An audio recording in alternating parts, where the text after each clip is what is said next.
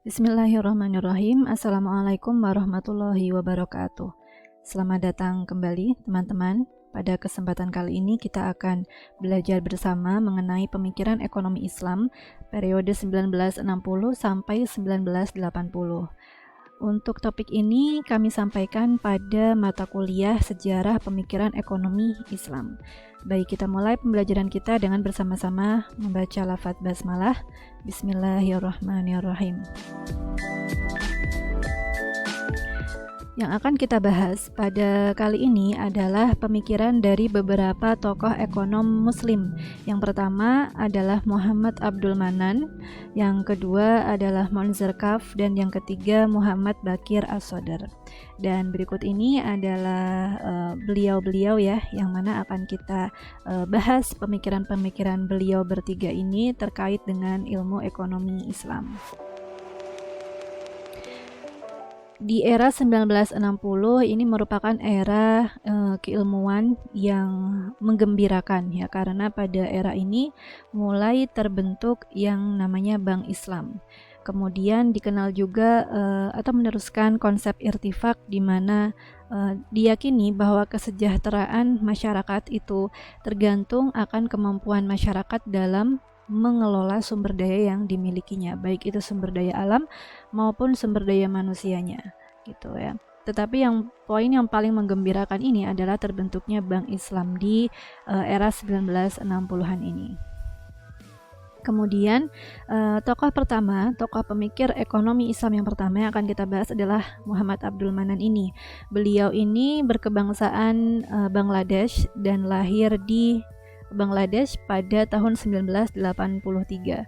Kemudian salah satu buku beliau yang populer dan diminati di perguruan tinggi adalah The Making of Islamic Economic Society and the Frontier Islamic Economics. Nah, kemudian beliau juga menyampaikan pemikirannya bahwa konsep ekonomi Islam sebenarnya sudah ada sejak zaman Rasulullah Shallallahu Alaihi Wasallam.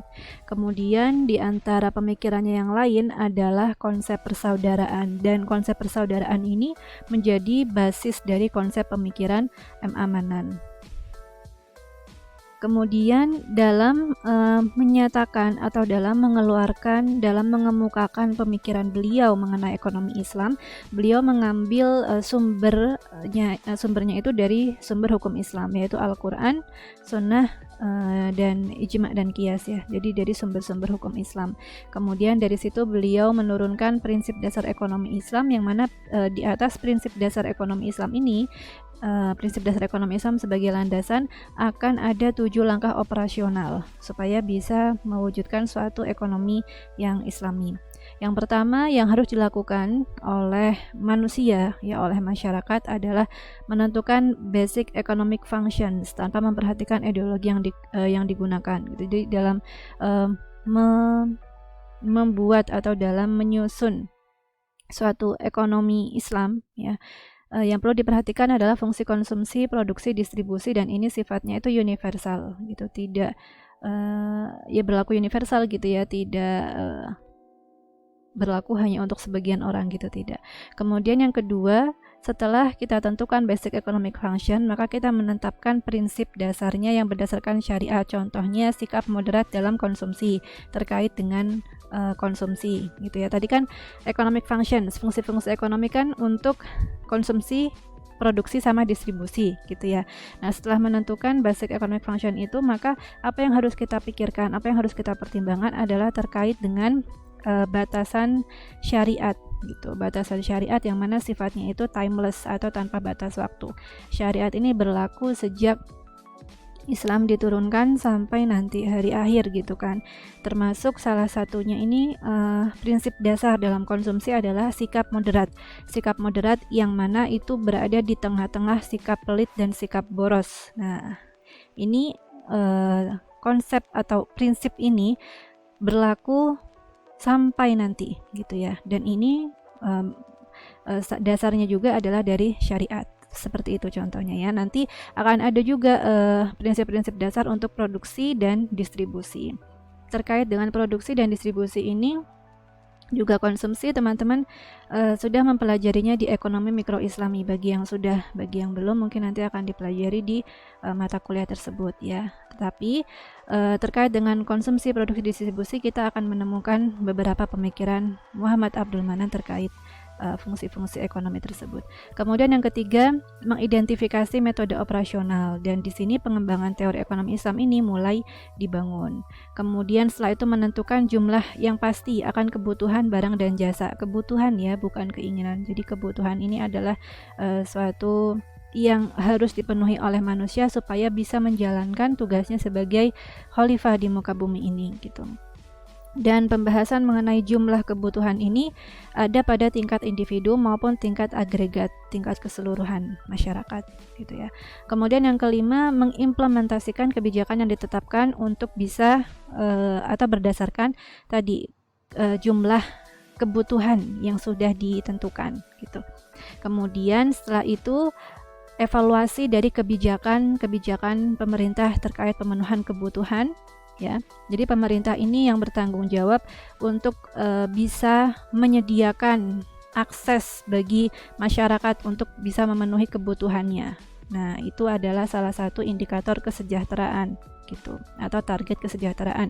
Target kesejahteraan adalah di mana di dalam suatu wilayah ya, atau bahkan dalam cakupan yang luas ya di dunia ini, seandainya setiap orang itu mampu memenuhi kebutuhan masing-masing, kebutuhan dalam tanda kutip bukan keinginan, maka disitulah kesejahteraan itu berarti sudah terjadi, sudah tercipta gitu ya, dan sudah tercapai.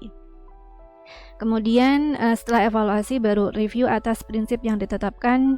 Untuk langkah kedua tadi, untuk prinsip dasar basic economic function itu nanti direview, kemudian rekonstruksi konsep-konsep yang setelahnya dari metode operasional, kemudian jumlah pasti akan kebutuhan, dan juga implementasi kebijakan itu nanti direview lagi. Nah, inilah ilmu ekonomi itu berputar di perihal ini gitu, pada hal-hal ini. Kemudian satu tadi ya, bahwa basis pemikiran ekonomi dari M.A. Manan itu sendiri adalah konsep persaudaraan atau ukhuwah. Kegiatan ekonomi tidak boleh bersifat antisosial. Pertama, kesejahteraan bersama itu harus dikedepankan ya, kepentingan umum itu lebih dikedepankan dibandingkan kepentingan pribadi. Kemudian praktik monopoli yang merugikan sangat dimusuhi, sehingga Islam itu juga mengusahakan terciptanya pasar yang bersaing secara sempurna gitu ya. Kemudian transaksi ribawi juga berpotensi mengikis persaudaraan ya, di mana riba itu sendiri punya beberapa implikasi atau punya beberapa konsekuensi bagi persaudaraan antar muslim, antara yang meminjam dan antara yang dipinjam gitu. Kemudian praktik penimbunan barang yang membuat kekosongan dalam pasar juga dilarang ya, ini ihtikar. Jadi perbuatan ihtikar atau penimbunan itu adalah perbuatan yang bisa dikatakan antisosial gitu.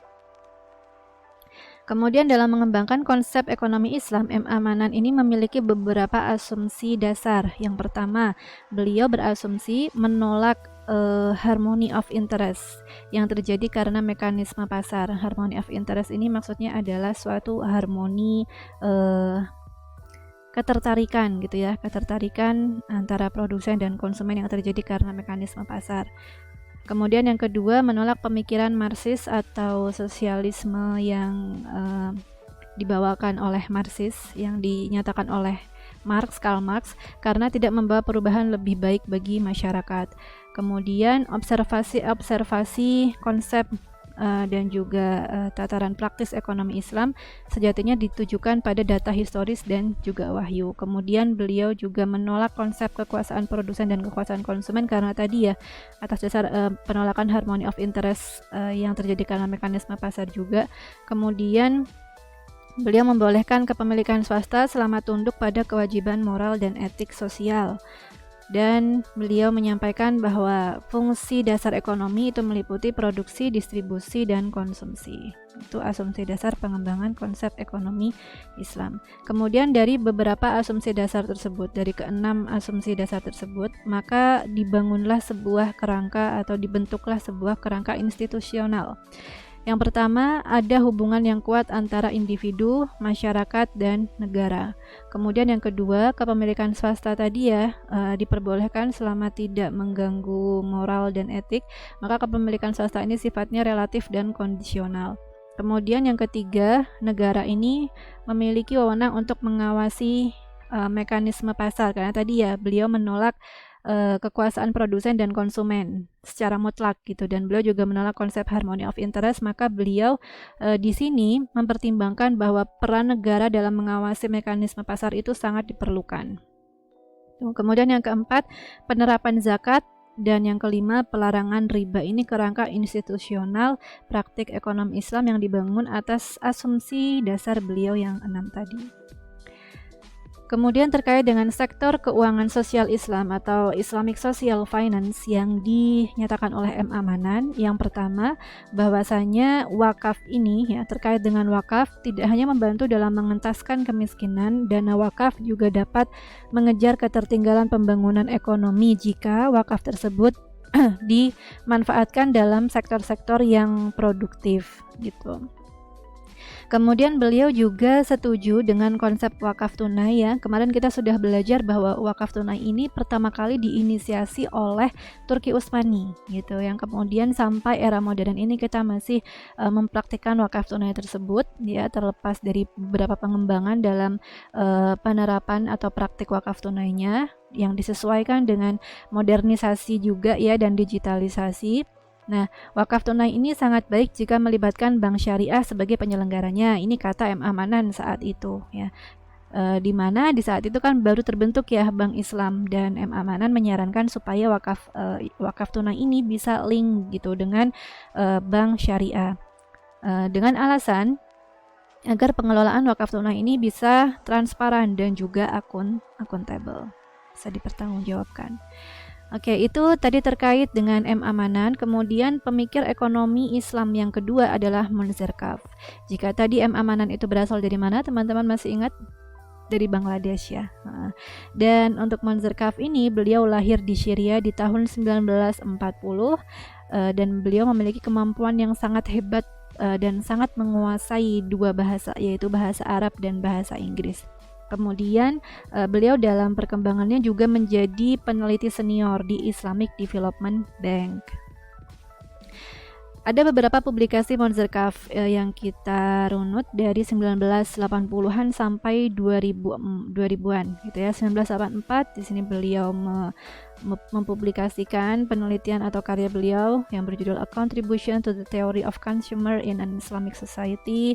Kemudian Principles of Islamic Financing, Zakah Management in Some Muslim Societies, The Calculation of Zakah for Muslim in North America, Financing Development in Islam. Jadi di tahun 1996 ada 2 publikasi beliau, terlepas dari banyak sekali publikasi beliau yang lainnya yang belum tercatat di sini.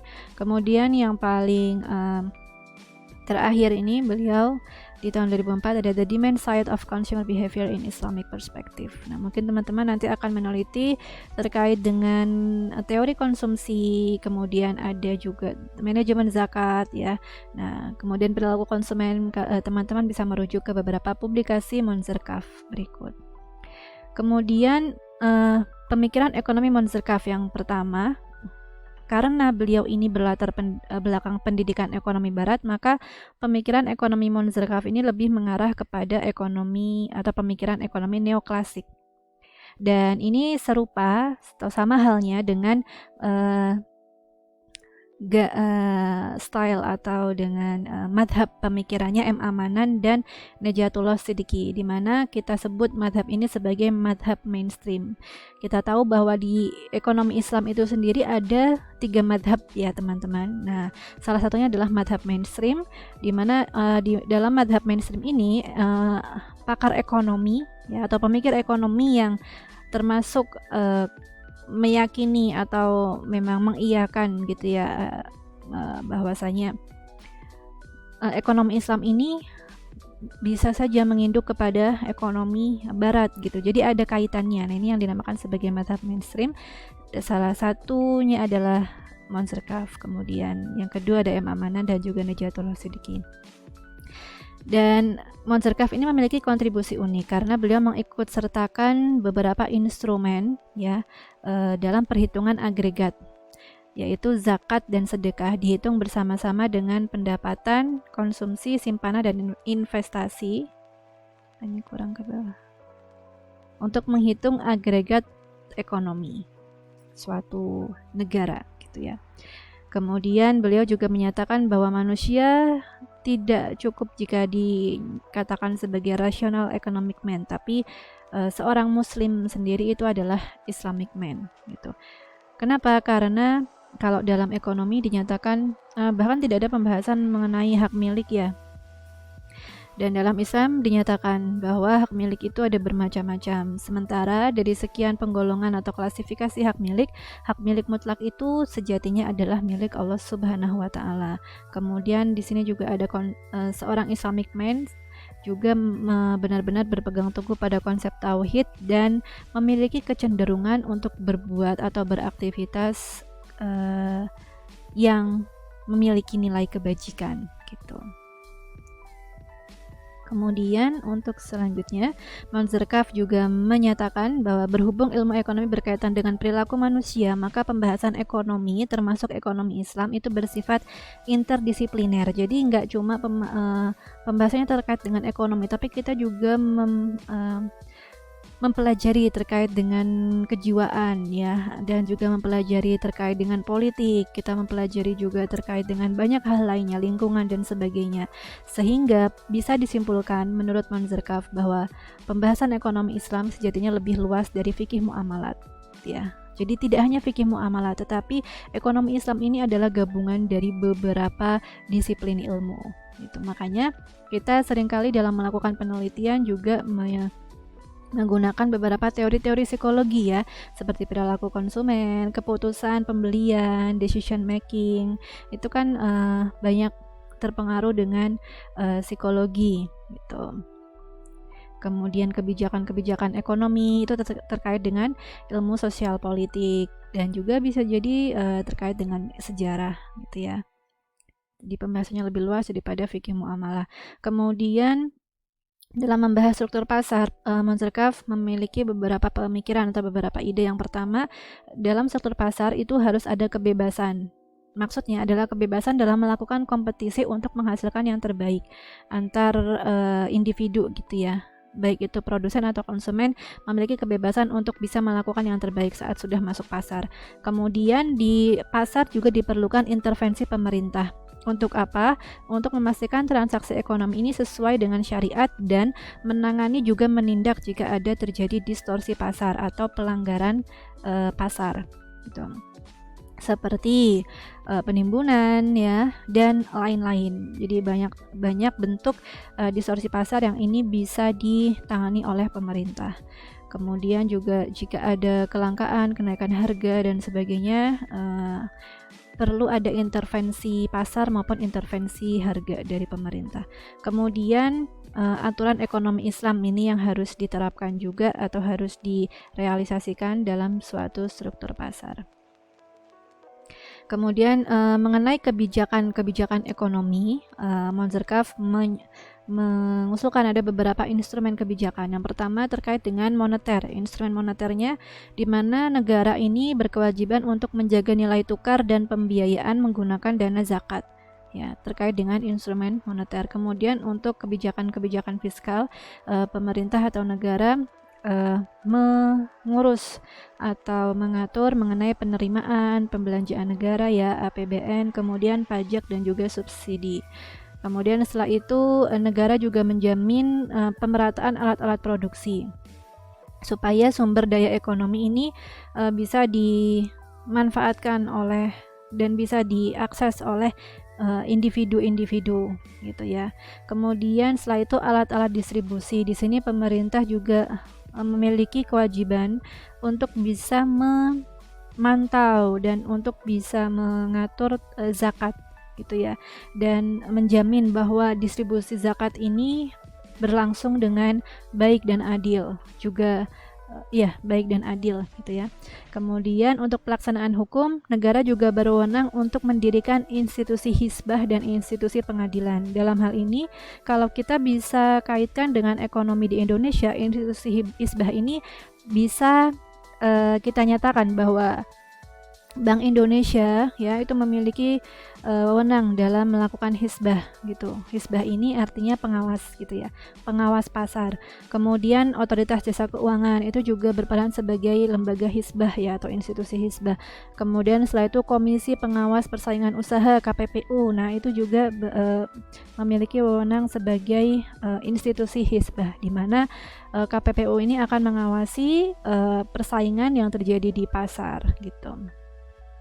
Dan menindak jika ada persaingan yang tidak sehat. Kemudian ulama atau pemikir ekonomi yang ketiga yaitu Muhammad Baqir As-Sadr. Nah, beliau lahir di Baghdad, Irak pada 1 Maret 1935. Berbeda dengan pemikiran M. Amanan dan juga pemikiran Monzerkaf ya, beliau menyatakan bahwa ekonomi Islam ini tidak memiliki hubungan atau tidak memiliki keterkaitan dengan ekonomi Barat. Gitu. Jadi beliau meyakini bahwa ekonomi Islam itu ya berasal dari Al-Quran, kemudian dari Sunnah gitu ya, tidak berasal atau tidak ada kaitannya sama ilmu-ilmu ekonomi yang berasal dari Barat. Beliau bilang seperti itu, dan beliau dari sekian tulisan karya beliau ada 2 karya monumental yaitu buku Falsafatuna dan Iktisoduna. Itu 2 buku monumental karya beliau yang banyak dirujuk di banyak perguruan tinggi dan banyak penelitian. Nah, Baqir As-Sadr ini mengawali konstruksi pemikirannya dengan membedakan ekonomi Islam sebagai ilmu dan madhab atau sistem. Jadi ekonomi Islam itu adalah sistem tersendiri ya, terlepas dari sistem ekonomi Barat dan ilmu ekonomi Barat. Lebih lanjut, Sadr juga merumuskan madhab ekonomi Islam dengan menyatakan bahwa perbedaan utama antara ekonomi Islam dan ekonomi konvensional terletak pada sistem yang landasannya nilai-nilai keislaman. Jadi beliau menciptakan madhab tersendiri. Madhab yang kedua ya, kalau tadi M. Amanan dengan Monzerkaf itu ada tergolong ke dalam pemikir ekonomi Islam madhab mainstream, maka Baqir As-Sadr ini menciptakan madhab yang tersendiri ya, madhab ekonomi Islam. Kemudian negara memiliki 3 peranan menurut Baqir As-Sadr. Yang pertama, negara berperan dalam jaminan sosial. Cirinya atau indikator bahwa jaminan sosial itu sudah berlangsung dengan baik adalah setiap individu memiliki kemampuan untuk bisa memenuhi kebutuhan hidupnya dan melakukan berbagai aktivitas produktif. Itu yang pertama. Kemudian yang kedua, jika ditemukan beberapa golongan individu atau beberapa golongan masyarakat yang tidak memiliki sumber daya untuk melakukan kegiatan aktivitas produktif, maka pemerintah wajib memberikan bantuan uang tunai supaya mereka bisa melakukan aktivitas yang produktif.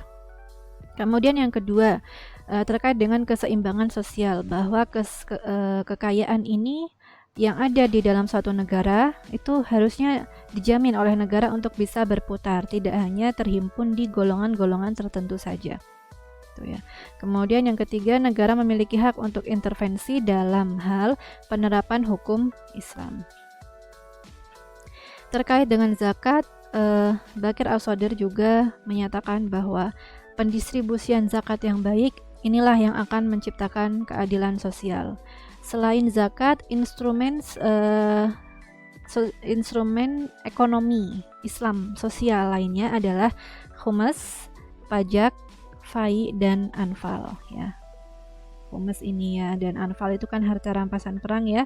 Kemudian pajak dan juga fai ini juga masih termasuk ke dalam pajak. Kemudian inilah pertanyaan yang teman-teman nanti akan diskusikan ya. Tapi nanti jawabannya masing-masing ya. Nah, ini kita sudah 24 menit berlalu penjelasan saya, dan sekarang saatnya teman-teman untuk bisa memberikan tanggapan dengan cara apa? Dengan cara membaca fenomena atau realita yang terjadi di Indonesia. Di sini teman-teman bisa melihat statistik zakat nasional ya. Ada pengumpulan nasional berdasarkan jenis dana, ada zakat mal, zakat fitrah, infak, kemudian corporate social responsibility sama dana-dana lainnya ya. Sedekah dan lain. Kemudian ini total pengumpulannya ya, total pengumpulannya, kemudian jumlah dana tersalur berdasarkan asnaf. Ini jadi ada 8 asnaf: fakir miskin, amil, ma'alaf, riqab, ghorimin, fisabilillah, ibnu sabil dan lainnya. Yang berwarna biru ini adalah pengumpulan dan penyaluran yang ada di tahun 2017, dan yang berwarna oranye ini adalah pengumpulan dan penyaluran yang dilakukan di tahun 2018. Kemudian yang kedua ini pengumpulan dan penyaluran nasional berdasarkan bidang tahun 2019. Ada sosial kemanusiaan, yang paling banyak itu untuk ekonomi ya, zakat ini disalurkan untuk ekonomi. Kemudian setelah itu pendidikan dan kesehatan, sosial kemanusiaan dan dakwah. Sementara di mana lembaga apa saja yang berperan dalam pengumpulan dan penyaluran nasional? Itu ada Basnas, Basnas provinsi, Basnas kabupaten atau kota, lembaga amil zakat, dan OPZ dalam pembinaan kelembagaan. Yang berwarna biru ini artinya adalah pengumpulan ya, jadi berapa yang dikumpulkan, berapa triliun, kemudian berapa yang disalurkan, itu orangnya. Tugas teman-teman apa? Tugas teman-teman adalah menginterpretasikan grafik ini, kemudian menyimpulkan apakah penyaluran zakat di tahun 2018 dan 2019 sudah efektif atau belum, disertai dengan alasannya gitu ya. Jadi ini kan berupa grafik nih. Nanti teman-teman jelasin apa yang teman-teman pahami dengan adanya grafik ini gitu. Ini grafik, kemudian teman-teman interpretasikan atau teman-teman tulis lagi dalam sebuah paragraf, atau bukan sebuah paragraf ya, dalam paragraf-paragraf, dalam alinea-alinea yang sifatnya itu tulisan penjelasan gitu. Apa yang teman-teman bisa baca dari dua grafik ini ya. Kemudian itu nanti ditulis di Microsoft Word dan dikumpulkan di Google Classroom ya, untuk pertemuan ke-11 ini. Begitu dari saya, semoga bisa dipahami ya teman-teman semuanya, dan semoga bisa bermanfaat untuk teman-teman sekalian juga. Kita akhiri dengan membaca hamdalah. Alhamdulillahirabbil alamin, wabillahi taufiq wal hidayah, waridha wal inayah. Wassalamualaikum warahmatullahi wabarakatuh.